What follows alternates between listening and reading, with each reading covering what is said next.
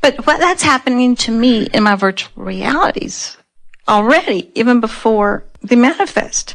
So I'm thinking, that's interesting.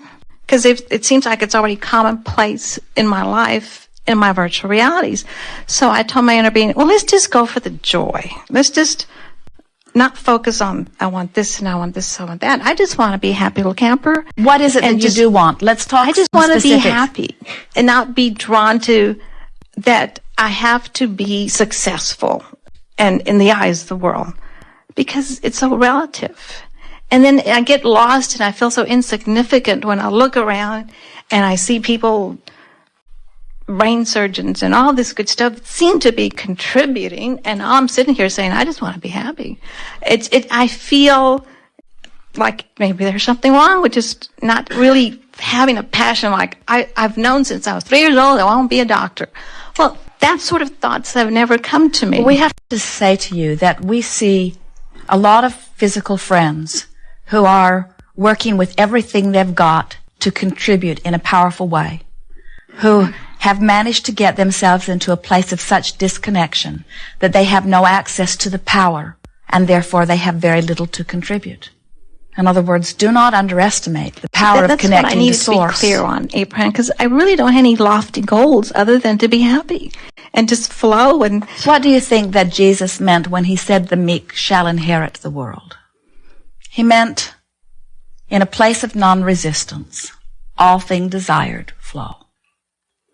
You see? And so it's okay just to have a goal. I want to be happy and just sit here and just flow with the energy. Well, we hope so, because it is the body of our work. Because I know that I'm different than most people, because they have such lofty goals, and I'm sitting here and I just want to be happy and just be a source of support for anybody who needs me. And I do find a lot of people see that and they come and ask my opinion because they know it's so different than what they're going to hear from everybody else. So I think I've been a mediator throughout my life for two opposing forces, whether it be my family, at work, anywhere. I just seem to be you see that mediator. There are a lot of different ways of approaching life. There are a lot of people that are approaching life in lots of different ways, and we are not for a moment calling any of them wrong. But never question the value in your quest for joy, because your quest for joy is the most important thing that you could ever want and then achieve, because that's your alignment to source from which all things flow, you see. So you've got some choices. You can be not sure of what you're really about and feeling ornery about it, or you can not be sure of what you're really about and feel hopeful about it.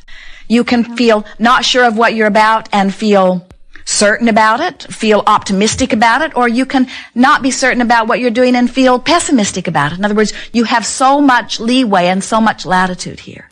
And as you leave this gathering today and you decide, I am the creator of my own experience, and I create by molding energy, and my awareness of the energy that I'm molding is by the emotion that I'm feeling, and it is my dominant intent to feel good. No matter where I go, no matter what I'm doing, no matter who I'm doing it with, my now, which is the juncture where me meets me, is all about how good can I feel now, how good can I feel now, how good can I feel now. Because life is right now. It's not going to be when Esther gets the monster bus. And it's not going to be when you figure out how you're going to get more money. And it's not going to be when you get your relationship squared away with your mate. In other words, it's not going to be then. Life is right now. It's right now. And so when you decide to take the bull by the horns and you decide that you're going to feel better now, not the best you've ever felt, but better now. My dominant quest is the feeling of relief that I always get when I release a little resistance and get more in sync with who I am. And as you play this game more and more, the material things matter less and less.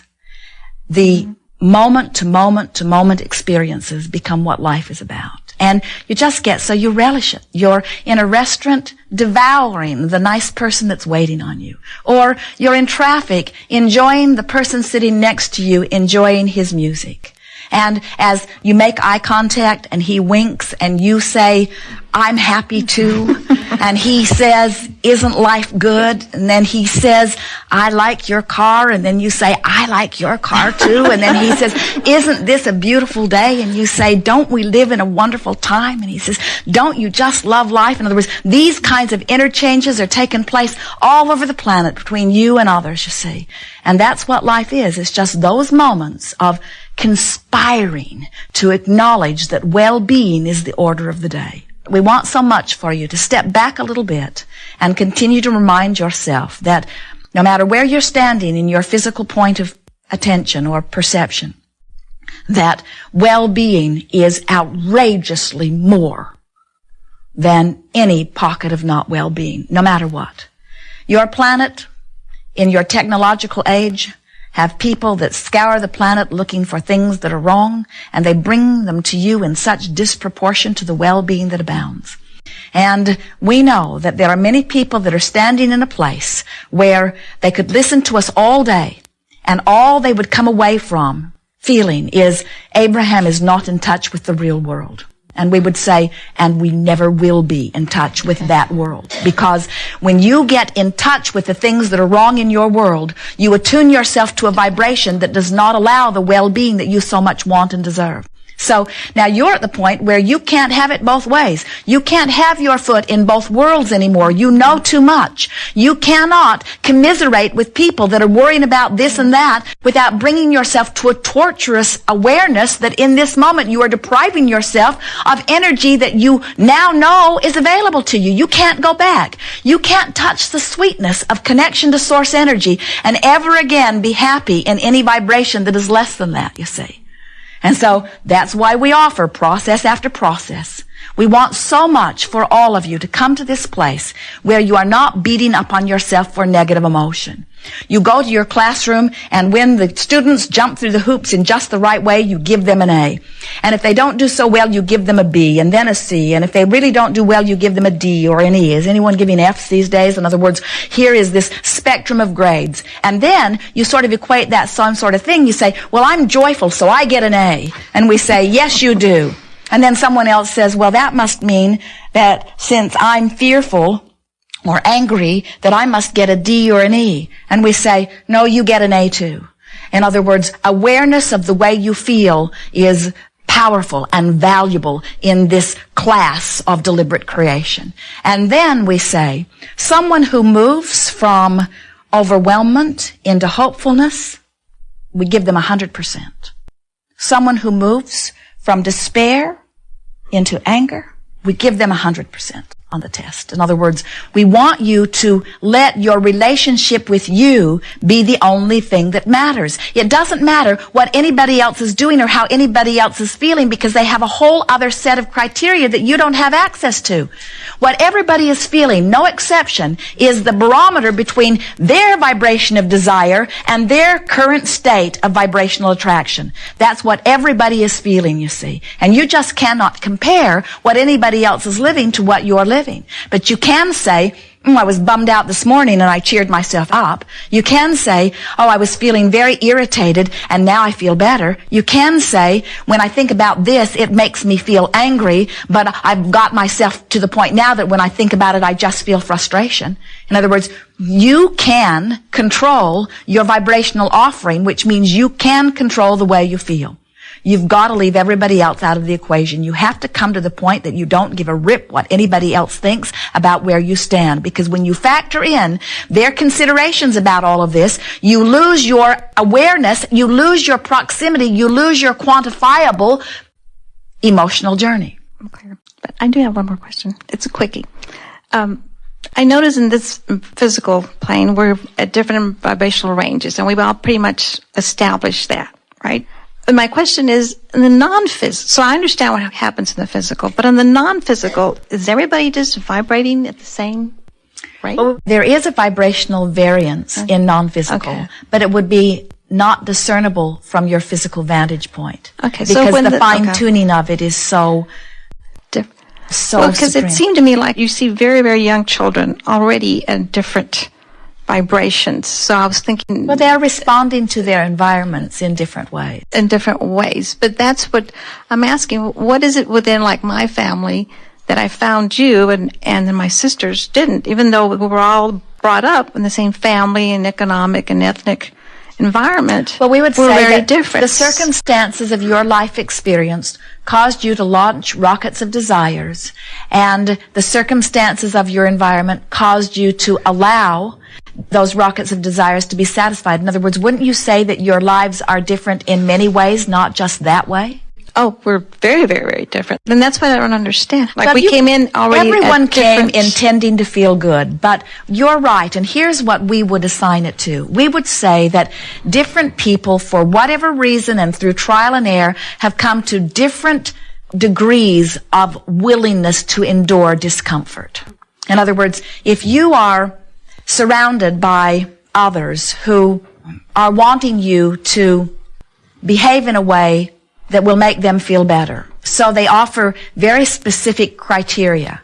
And it is important to you that they appreciate or approve of you. Then you are probably someone that's going to learn to jump through those hoops. And as long as they maintain a consistent expectation, and as long as you are able to consistently please them, then sometimes you lose your own sense of your own vibrational nature by opting to guide yourself by the way it pleases someone else. This is a very common thing. A lot of people do that, you see. Yeah, but I still don't understand, what is it within me that I was able to venture outside the norm, outside what we were brought up with, and I had the courage, or I call it courage, to branch out and reach out, like for you, and they're still in that fearful, we might go to hell when we die idea. Even here today, you raised your hand, you expected to be called on because you always are. You take way more than your fair share of time.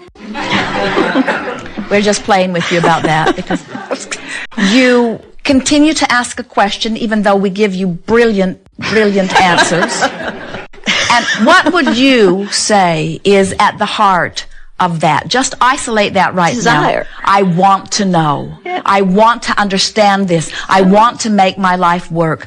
You are a teacher to the very core of your being, and you cannot teach what you do not know. And you came into this physical experience knowing all of this, knowing that life is supposed to be good. You know it at every level of your being, and you are determined at all of these levels, even unconscious levels, to find your way there. But didn't we all come in with that same idea? Yes, but some of you come with greater intensity. You see, in order for there to be variety and balance, if you all came forth wanting exactly the same thing, well, Esther even says that about Jerry and herself, that if we are from the same non-physical energy, then why do we not want exactly the same thing? And we said, what fun would there be in that? Then there would be only value in one of you being here. Right. But the fact that you are different enough that you play off of one another, so you stimulate energy in ways that could not be stimulated otherwise, and together you attract in ways that are more powerful than either of you could do individually.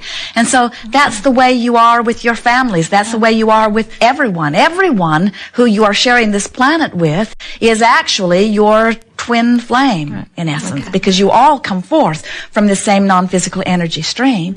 And you said, let's go forth and mix it up and be different enough that we stimulate one another to clarity about what we want, and let's use our guidance system, our guidance that comes forth from within in the form of emotions, to know where we stand.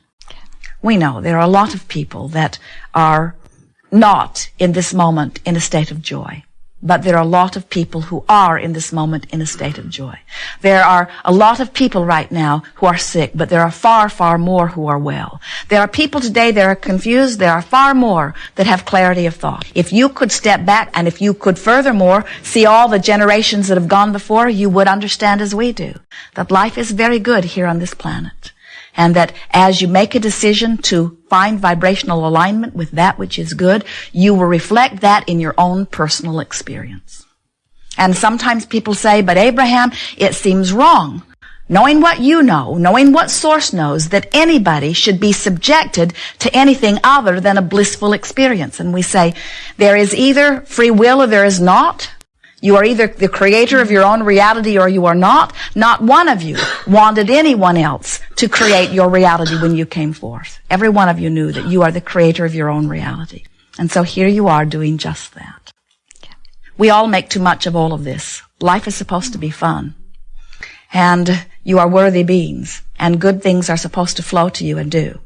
And you are the director of the way in which the good things flow. It's not your job to cure your body. Your body takes care of itself. It's not your job to become worthy. You were born worthy and remain worthy.